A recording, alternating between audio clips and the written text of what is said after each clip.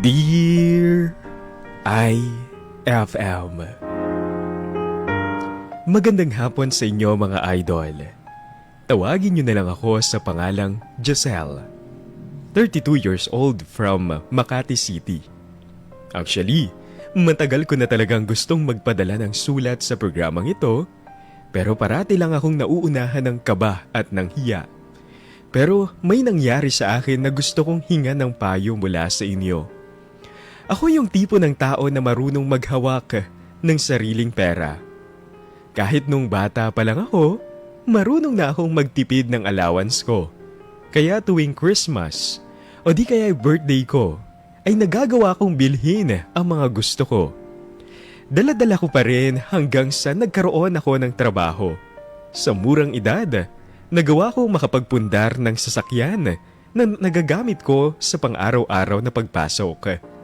Sa tuwing nakikita ko ang laman ng savings account ko, sobrang nagiging proud ako sa sarili ko. Mga idol, mas lalong naging masaya nang maging boyfriend ko si Emerson, na mabait at mapagmahal na karelasyon sa akin. Siya ang dahilan kung bakit araw-araw may ngiti sa labi ko. Nung una, naging masaya naman ang pagsasama naming dalawa. Aaminin ko na sa amin ni Emerson, ako ang mas may pera. Mas malaki ang sahod ko sa kanya.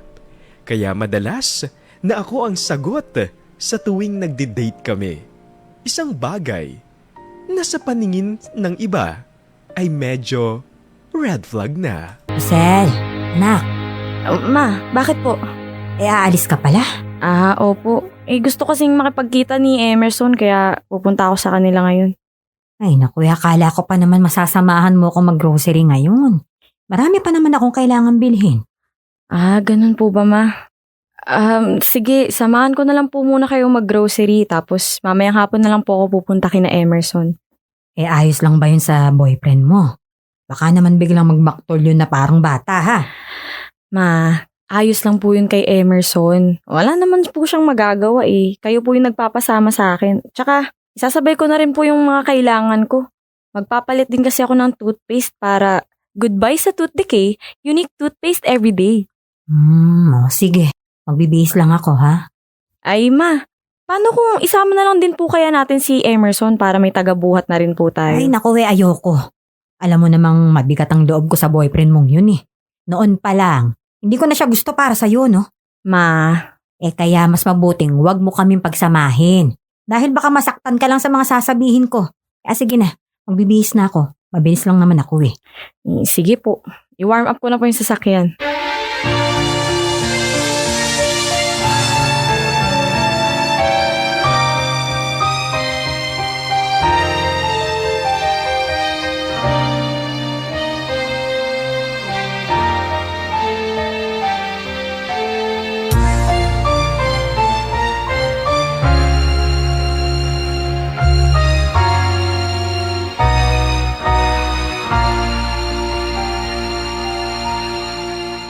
Mabuti na lang, maaga kami natapos ni Mama mag-grocery. Hindi ako ginabi dito sa pagpunta sa bahay niyo. Okay. Uy, ganda nito ah. Ano na naman yung tinitingnan mo dyan sa cellphone mo? Ito babe, tingnan mo to. Tingnan mo, ang ganda. Maganda nga. Ang ganda no? Ano, tara, punta natin to. Gagala ka na naman. Di ba parang nung isang buwan lang nagsargaw ka na eh. Babe, ibang lugar naman to eh. Babe, baka naman gusto mong maghinay-hinay sa kakabakasyon mo. Ang gastos eh. Ano naman ngayon? May bonus naman ako nakuha. Tsaka ayos lang to babe. Di ba sabi nga nila, YOLO na naman ang idadahilan mo sa akin. Ay, oo babe, gets ko yung sinasabi mo pero maghinay-hinay ka naman sa paggastos. Wala ka na namang ibang iniisip kundi sunugin yung pinaghihirapan mong pera eh. babe, kaya nga nagtatrabaho para magkapera, di ba? Anong gusto mong gawin ko? Itambak lang sa account ko yung perang pinaghirapan ko, ganon. Baka lang naman kasi gusto mong magtipid.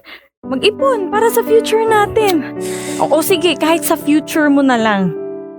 Kailan ako magpapakasaya? Kapag uugod-ugod na ako. Ayoko naman ng ganon, babe. Hindi naman yun yung point ko eh. Kada buwan parati kang may ganap. Parating may pinagkakagastusan. Tapos kapag naubusan ka na ng pera, ang dami mong reklamo. Kung sinusubukan mo kaya magtipid. At tandaan mo, Emerson, hindi ka na bumabata. Tumatanda ka na. Dapat may ipon ka na nga sa edad mong yan eh. Para ka namang nanay ko eh.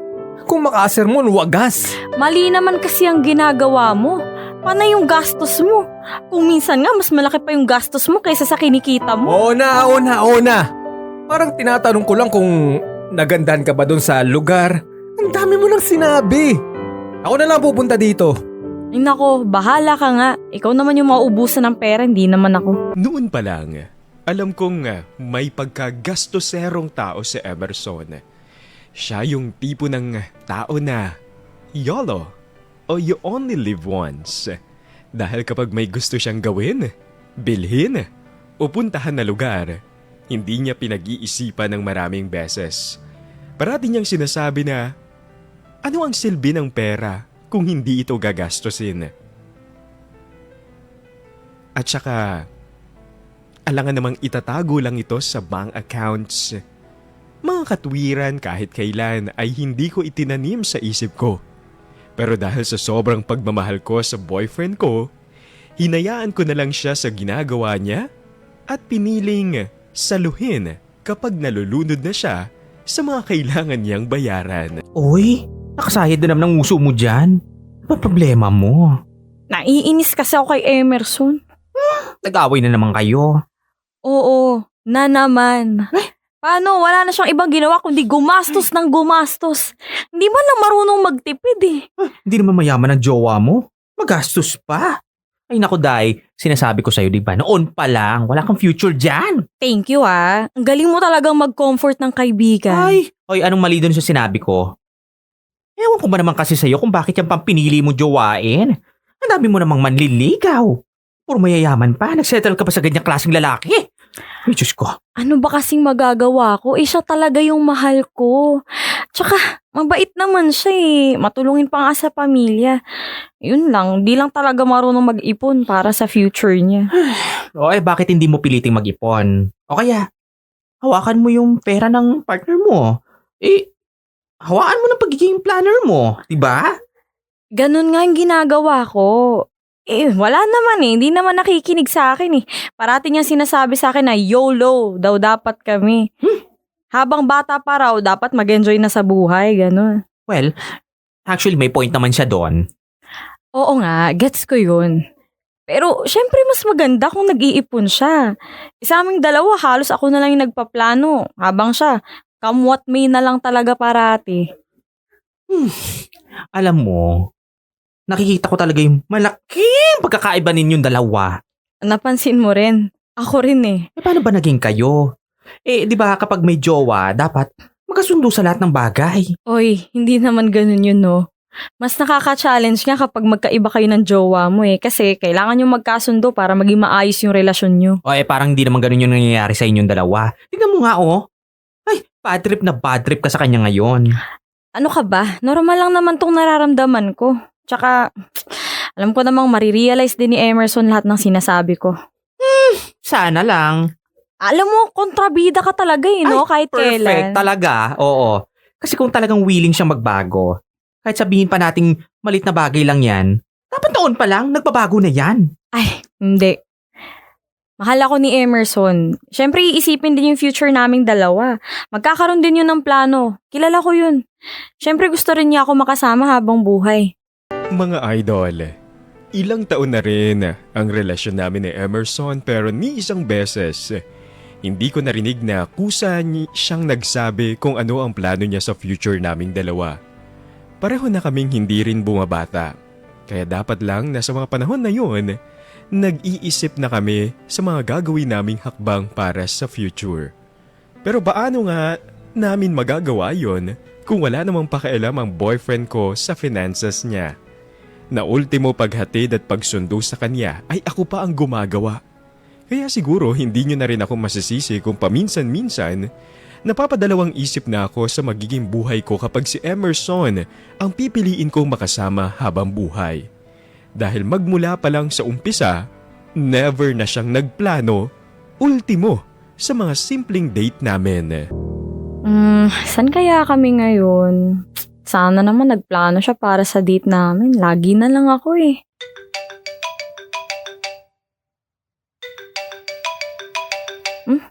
Bakit tumatawag si Mama? Hello, Ma. Oh, nasan ka? Nakina Emerson po. Bakit? Nandiyan ka na naman sa lalaki na yan. Ako, siguradong magde-date kayong dalawa. At ikaw na naman ang may sagot sa lahat. Ay, Ma, bakit po kayo napatawag? Agahan mo ang pag-uwi, ha? May pag-uusapan tayong dalawa. Ano po? Basta, mamaya na lang. Agahan mo ang uwi, ha? Baka maubos na naman ang pera mo dahil sa lalaking yan. Sige na po, Ma. Mamaya na lang po tayo mag-usap. Bye.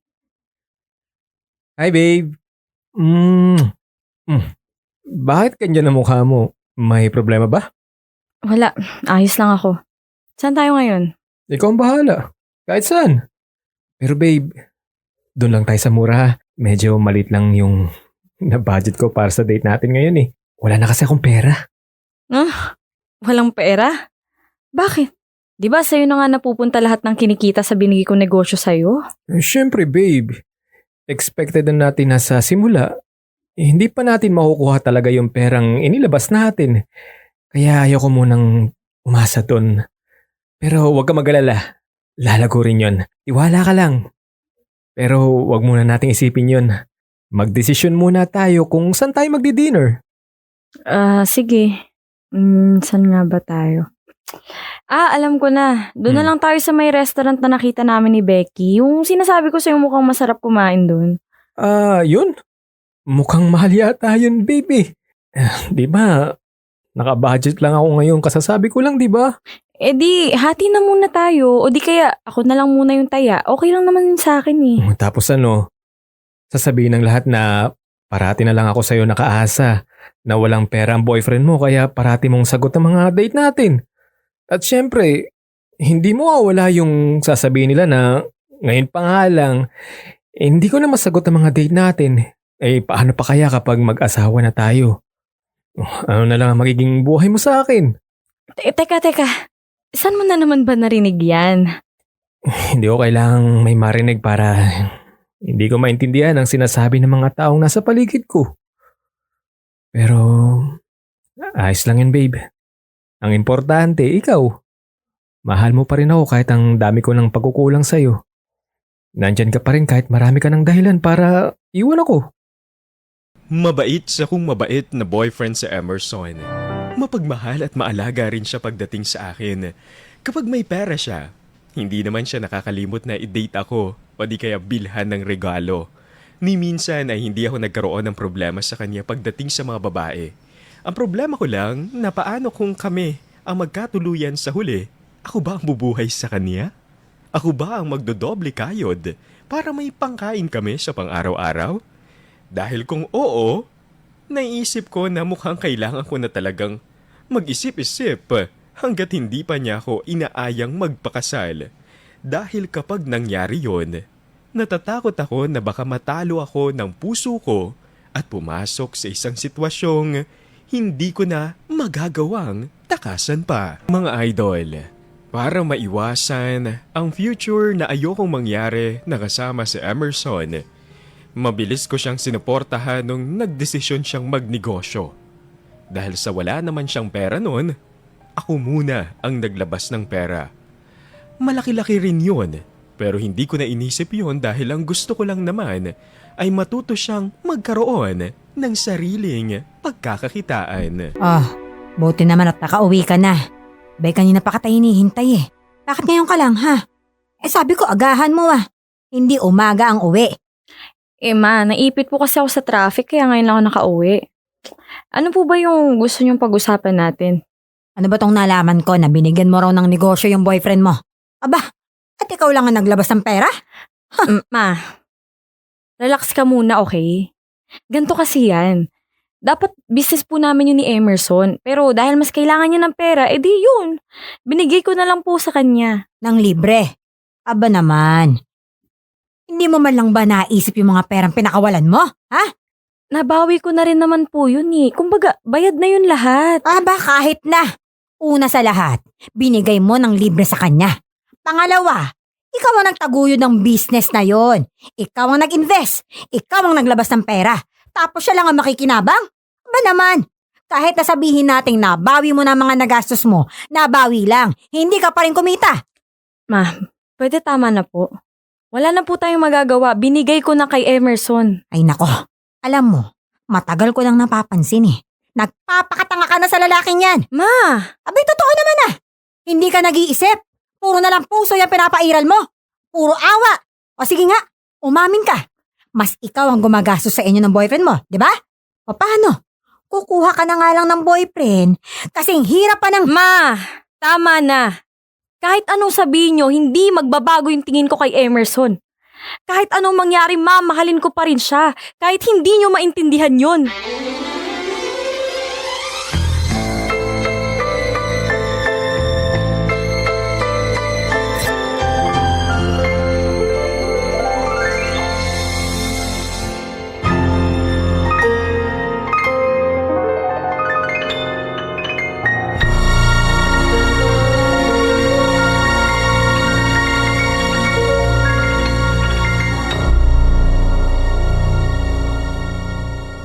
Akala ko ba sakto na lang yung pera mo?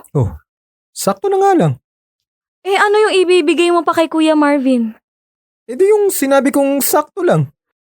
Bakit ibibigay mo pa kung sakto na lang pala yung pera mo? Eh kailangan ni kuya eh. Kailangan namang pagdamutan ko siya. Hindi naman sa pagdadamutan. Sakto na nga yung pera mo eh, ibibigay mo pa.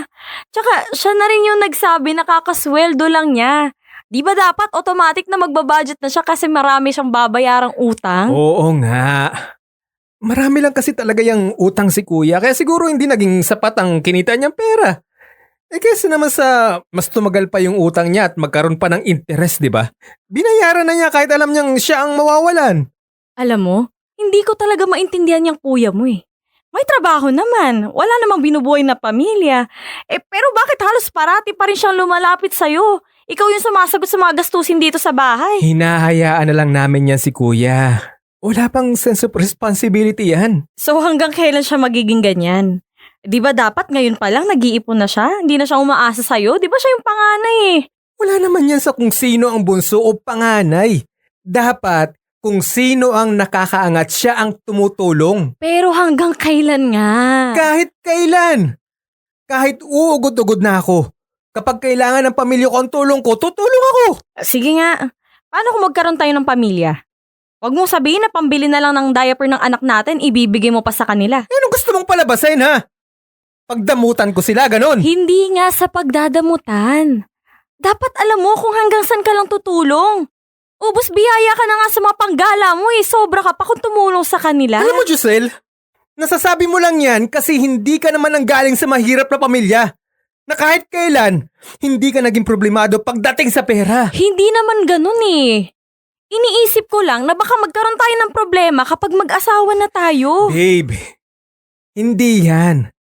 Siyempre, ibang level na yun. Pero siyempre rin, hindi mo pa rin ako mapipigilan na tumulong sa kanila.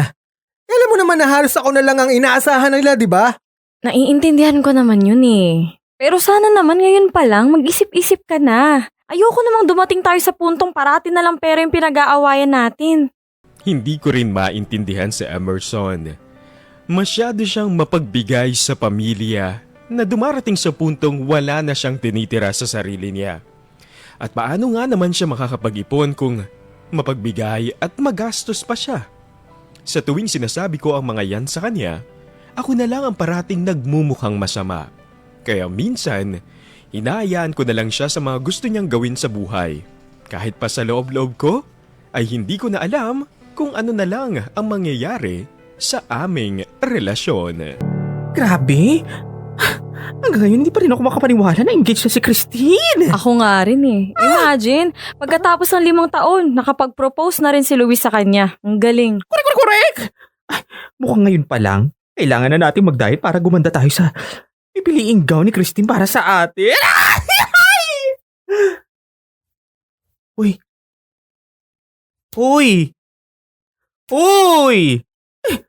Ayos ka lang! Bigla ka na tahimik dyan. Napa-imagine lang ako. Imagine si bakla tungkol saan? Na isang araw, bigla na lang mag-propose sa akin si Emerson. Oh, tapos? Wala lang. Bakit parang hindi ka naman masaya? Di ba dapat, kahit ini-imagine mo pala, kinikilig ka na? Ewan ko ba? Parang di ako masaya. Wala nga akong kilig na maramdaman eh. Ang weird, eh. Ba't walang kilig? Alam mo, di ko rin alam. Alam ko na yan. Alam ko na i-touch. Baka kasi, hindi ka na masaya kay Emerson. Kaya ganyan yung nagiging reaction mo sa mga dreams mo. Ganun ba yun? Kasi kung masaya ka pa, dapat ngayon pala tumitili-tili ka na dyan sa kilig, te. Eh, tingnan mo nga ang reaction mo. Parang gusto mong bumalik dun sa panaginip at bawiin yung sagot mo. Siguro nga. Sabihin mo nga, may problema kayo ni Emerson, no? Wala naman. Pero kasi, sige na, aaminin ko na. Natatakot akong siya yung makatuluyan ko. Bakit ka man natatakot? Kasi baka hindi ako maging masaya. Alam mo, sa pinapakita niya sa akin ngayon, pa-easy-easy lang siya sa buhay.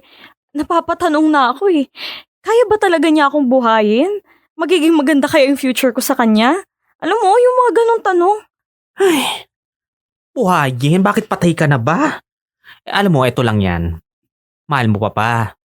Oo naman. Alam mo namang sobrang mahal ko si Emerson, di ba? Pero alam mo yung feeling na marami akong hinahanap sa isang lalaki. Hindi ko makita sa kanya ngayon eh. Alam mo kasi ang jowa mo, kulang sa pagiging maabilidad. You know what I'm saying? Napapansin ko nga halos lahat ng bagay ikaw ang nagdidesisyon. Yung parang siya ang follower sa relasyon ninyo. Ganyan siya ngayon. Ako pa yung nagtutulak sa kanya na gawin niya to, gawin niya yan. Parang wala naman siyang sariling desisyon eh. Alam mo maganda yan pag-usapan ninyo. Alam mo namang hindi nakikinig yun. Mag-usap kayong dalawa. Heart to heart. Diba? Puso sa puso. Baka yun lang ang kailangan sa relasyon ninyo. At kung talagang mahal ka niya, I bet, magbabago talaga yan para sa'yo. Sana nga. Sana nga talaga. Kasi aanhin ko naman yung pagmamahal niya kung kumakalam naman yung sikmura namin. Hindi lang sa pagiging magastos ang problema ko kay Emerson. Hindi rin siya marunong magtiis kahit sobrang nahihirapan na. Magre-resign siya sa trabaho na wala man lang ginagawang plan B. Parati na lang bahala si Batman ang ginagawa niya. May mga pagkakataon na tinutulungan ko si Emerson, pero nawawalan na din ako ng gana dahil mismo sa sarili niya ay ayaw niyang tulungan. Oh, hello. Becky, bakit? Sino ba? Nasaan ka? Nandito kina Emerson. Bakit? Ay, sayang. Ayayin pa naman sana kitang gumimik ngayon. Sana sinabi mo ng maaga, bakla ka. Bawi na lang ako next time. Okay, sige. Ay, o nga pala, nakwento sa akin ni Francis na yung jowa mo. Nakapasa daw sa first interview niya. Anong first interview? Hello? Hello, interview. Tinulungan ni Francis yan doon sa kumpanya nila para sa final interview niya. Eh, alam ko, nabigyan na yan ng schedule. Hindi ko alam yun ah. Ano? Medyo malabo ka. Ako, alam mo, baka surprise na yan sa'yo. Na-spoil ko tuloy. O, sige na. Mag-enjoy na muna kayong dalawa dyan, ha? Hello? Bye-bye. Bye-bye, ha? Bye. Ano? Mag-order na lang ba tayo ng pagkain? Bakit di mo na sinabi sa akin na nagkaroon ka pala ng interview? Huh? Sinabi sa akin ni Becky na tinulungan ka raw ni Francis na mag-apply sa company nila. Nakapasa ka na sa first interview. Alam mo na ba kung kailan yung final interview mo? Oo. Nag-email na sila pero wala naman akong bahalak puntahan yun. Bakit? Ayoko. Nalalayuan ako eh. Tsaka mahihirapan lang ako sa trabaho. Wala namang madaling trabaho eh. Malamang mahirap yan. Pero syempre kailangan mong tiisin dahil trabaho yan. Opportunity yan, babe. At saka hindi naman ako sigurado kung makakapasa ako sa final interview. Kaya wag na lang siguro. Anong hindi makakapasa? Nasa final interview ka na. Ibig sabihin, malaki na yung chance na makapasok ka. Isa pa, paano mo malalaman kung di mo susubukan? Pwede bang wag na natin pag-usapan yan? Nagkakainisan na naman tayong dalawa eh. Eh paano tayo hindi magkakainisan? Eh sinasayang mo yung opportunity na binibigay sa'yo. Ayan na oh, aayawan mo pa. Eh kasi nga nahihirapan. Puro ka na lang nahihirapan eh. Magtiis ka. Emerson naman, ilang taon ka na ba? Pero hanggang ngayon wala ka pa ring ipon. O kung meron man, ipon ng pangbinata. Dapat advanced thinker tayo dito. Dapat isipin mo yung future mo. Di yung parati na lang ngayon. Oh, ano? Naririnig mo ba yung sinasabi ko? Oo, naririnig ko. O ano pang gagawin mo? Wala pa rin? Bahala na nga. Alam mo, di kita maintindihan. Ikaw ang hindi ko maintindihan. Parati mo na lang akong pinipilit sa isang bagay na ayoko ngang gawin. Ayaw mong gawin? O tinatamad ka lang gawin? Yan kasi yung mahirap sa'yo eh. Hindi ka marunong makinig. Gusto mo parating dun ka na lang sa masaya, sa madali. Wala talagang mangyayari sa'yo niyan. Pero kung habang buhay gusto mong ganyan ka, hanggang dyan lang ang ginagawa mo, sige, bahala ka. Pero wag mo akong sisihin na kung sa bandang huli, makikipaghiwalay na lang ako sa'yo. Anong sinabi mo? Alam mo, Emerson, napapagod na akong pasanin ka sa tuwing nagkakaproblema ka. Pagod na ako kakaisip kung may future pa ba ako sa'yo. Kung kaya mo nga ba talaga akong panindigan. Tingnan mo nga ngayon pa lang, hindi mo na kayang panindigan yung sarili mo eh. Kaya alam mo, pasensyahan na lang tayo kung darating yung araw na bibitawan na kita. Kasi hinihila mo na ako pababa eh. Mahal na mahal ko si Emerson. Alam ko na kaya niyang magbago pero ayaw lang niyang gawin. Ramdam ko rin naman na mahal niya ako pero hindi ko maintindihan kung bakit hindi niya kayang magpakalalaki para sa akin. Hindi ko na alam kung itutuloy ko ba ang relasyon na to o at susubukan ko pang hintayin na magbago siya. Sinusubukan na tulungan ko siya sa huling pagkakataon dahil sa totoo lang. Malapit na akong maubos, mapagod, magsawa. Ang tanging nagpapanatili sa akin sa relasyon ay ang lalim ng pagmamahal ko para sa kanya. Ano ba ang dapat kong gawin? Sana naman ay matulungan ninyo ako. Hanggang dito na lang at maraming salamat. Yours truly, Giselle.